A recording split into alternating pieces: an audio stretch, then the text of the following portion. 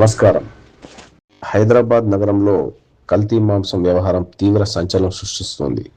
మేక మాంసంలో ఎద్దు మాంసం కలిపి నగరంలోని పలు హోటళ్లు, బిర్యానీ సెంటర్లకు సరఫరా చేస్తున్నట్లు వచ్చిన సమాచారంతో ఫుడ్ సేఫ్టీ అధికారులు, హెచ్-ఫాస్ట్ టాస్క్ ఫోర్స్, స్థానిక పోలీసులు సంయుక్తంగా దాడులు నిర్వహించారు. హబీబ్ నగర్ పోలీస్ స్టేషన్ పరిధిలోని మల్లేపల్లిలో ఉన్న ఓ మటన్ షాప్పై జరిగిన తనిఖీల్లో సుమారు 50 కేజీల అనుమానాస్పద మాంసాన్ని అధికారులు స్వాధీనం చేసుకున్నారు. ప్రధాన నిందితుడైన ఉస్మాన్ ఖురేషిని అదుపులోకి తీసుకొని కేసు నమోదు చేశారు.